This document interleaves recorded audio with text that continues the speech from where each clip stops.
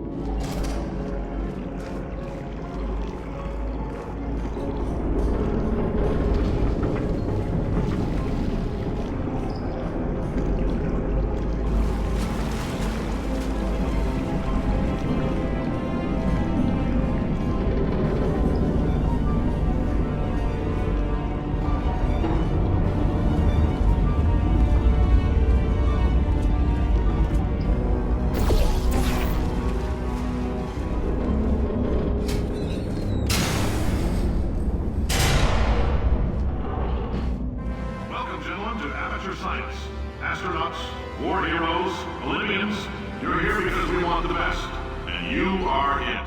So, who's ready to make some science? I am. Now, you already met one another on the limo ride over, so let me introduce myself. I'm Cave Johnson.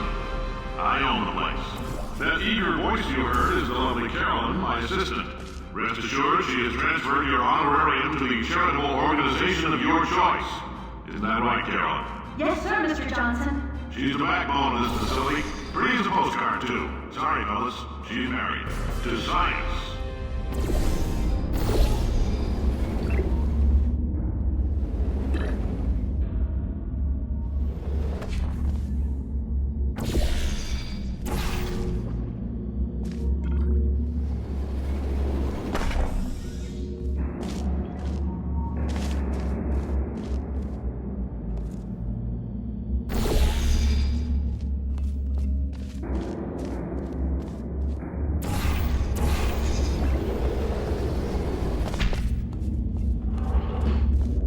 There's 1,000 tests performed every day here in our enrichment spheres. I can't personally oversee every one of them, so these pre-recorded messages will cover any questions you might have and respond to any incidents that may occur in the course of your science adventure. Your test assignment will vary depending on the manner in which you have bent the world to your will. Those of you helping us test the repulsion gel today, just follow the blue line on the floor. Those of you who volunteered to be injected with praying mantis DNA, I've got some good news and some bad news. Bad news is we're postponing those tests indefinitely. Good news is we've got a much better test for you. Fighting an army of mantis men. Pick up a rifle and follow the yellow line. You'll know when the test starts.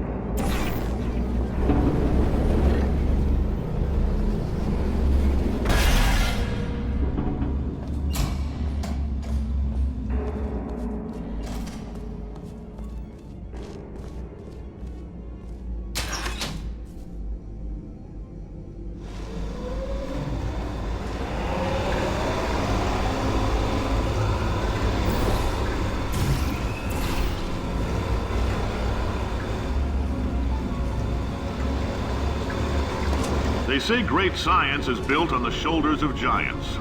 Not here. At Aperture, we do all our science from scratch. No hand-holding.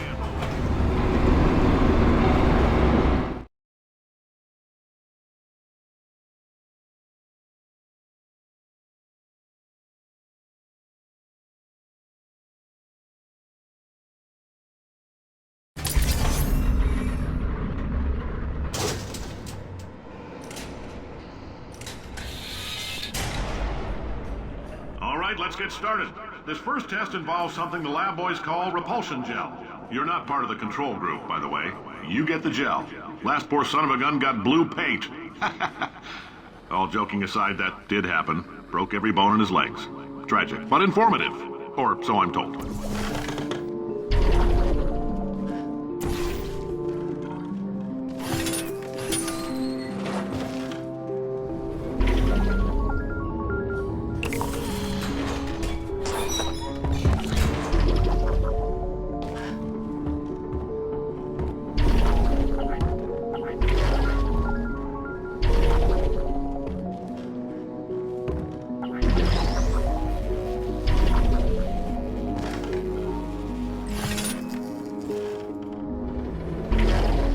Boys just informed me that I should not have mentioned the control group. They're telling me I ought to stop making these pre-recorded messages. That gave me an idea. Make more pre-recorded messages. I pay the bills here, I can talk about the control group all damn day.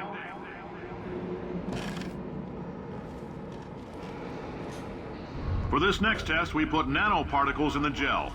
In layman's terms, that's a billion little gizmos that are going to travel into your bloodstream and pump experimental genes and RNA molecules and so forth into your tumors. Now, maybe you don't have any tumors. Well, don't worry. If you sat on a folding chair in the lobby and weren't wearing lead underpants, we took care of that too.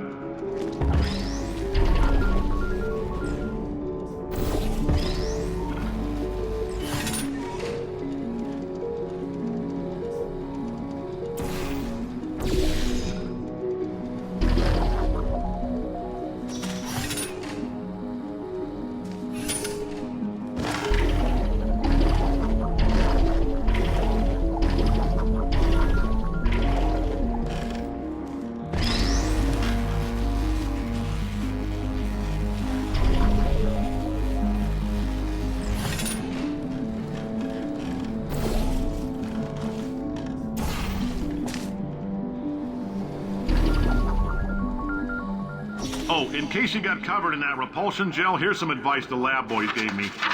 Do not get covered in the repulsion gel. We haven't entirely nailed down what element it is yet, but I'll tell you this, it's a lively one, and it does not like the human skeleton.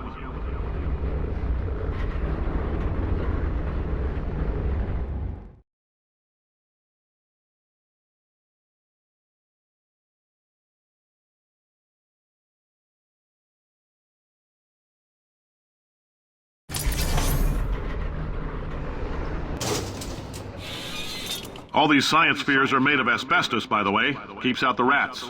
Let us know if you feel a shortness of breath, a persistent dry cough, or your heart stopping, because that's not part of the test.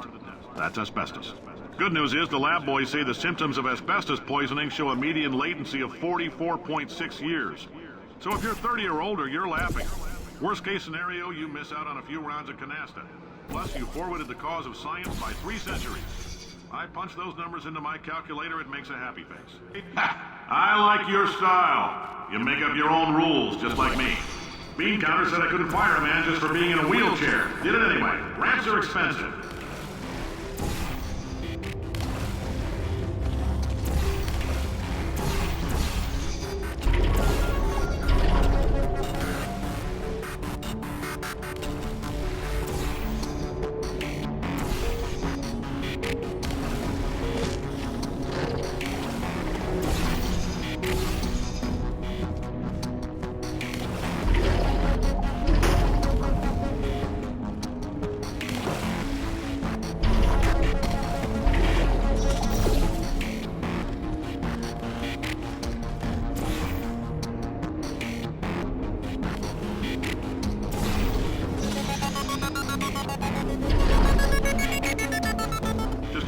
That coffee we gave you earlier had fluorescent calcium in it so we can track the neuronal activity in your brain. There's a slight chance the calcium could harden and vitrify your frontal lobe. Anyway, don't stress yourself thinking about it. I'm serious. Visualizing the scenario while under stress actually triggers the reaction.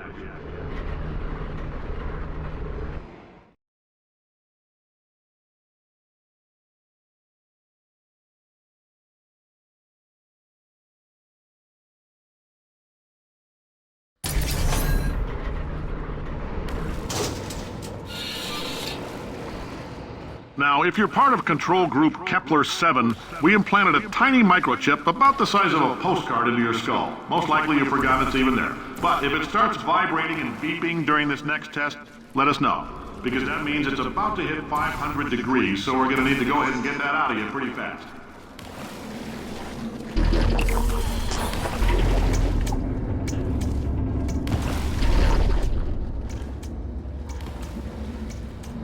I'm telling them, keep your pants on. All right, this next test may involve trace amounts of time travel. So, word of advice, if you meet yourself on the testing track, don't make eye contact.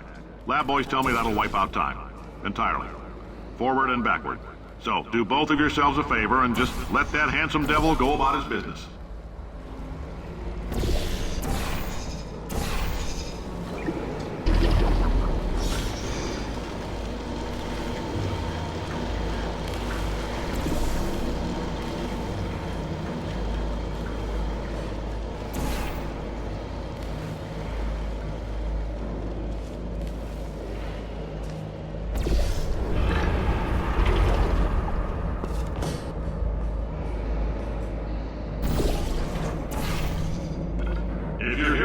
It means you're taking a long time on the catwalks between tests.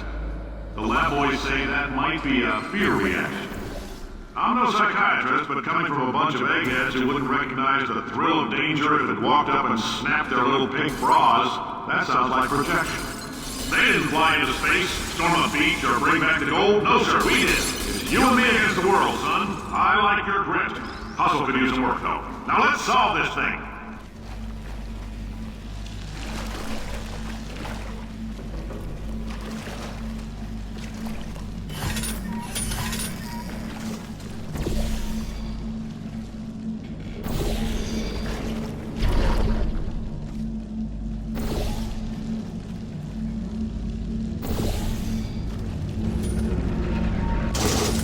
Science isn't about why, it's about why not. Why is so much of our science dangerous? Why not marry safe science if you love it so much? In fact, why not invent a special safety door that won't hit you on the butt on the way out because you are fired? Now you test subject, you're doing fine. Yes, you. Box your stuff. Out the front door. Parking lot. Car. Goodbye.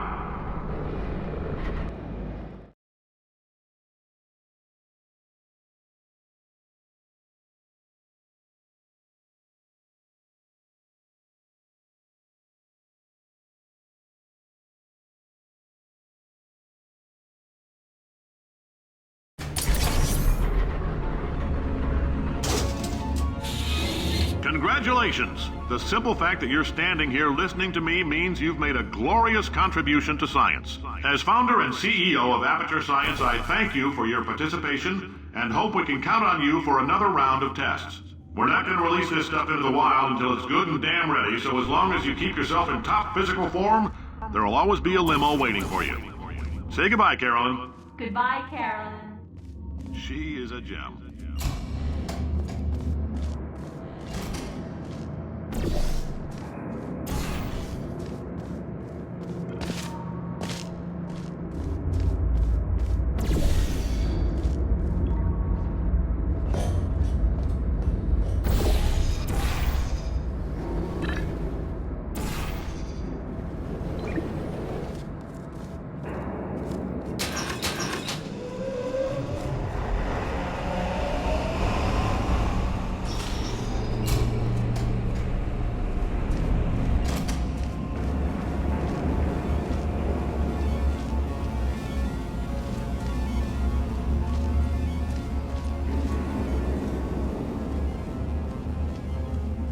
Greetings, friend. I'm Cave Johnson, CEO of Aperture Science.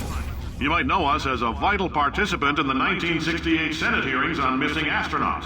And you've most likely used one of the many products we invented, but that other people have somehow managed to steal from us. Black Mesa can eat.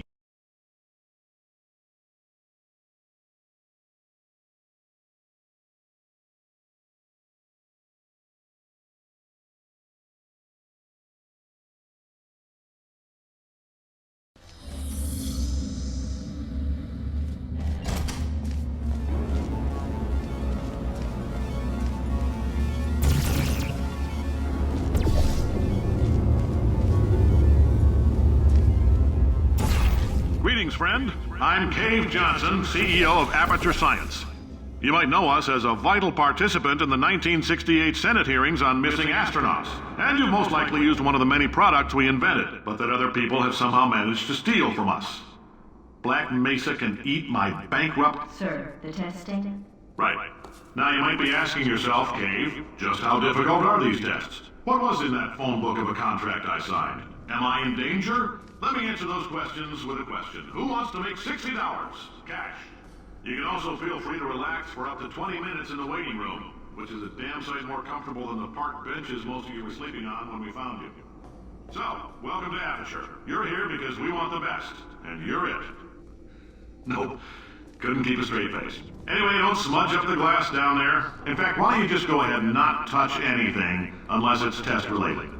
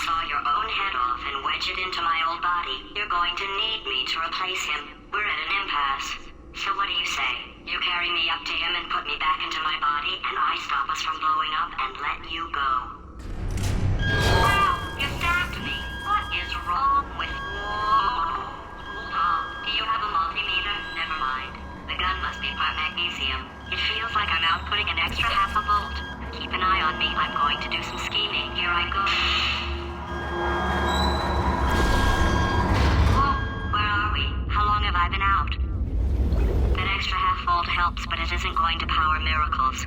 If If I think too hard, I'm going to fry this potato before we get a chance to burn up in the atomic fireball that little idiot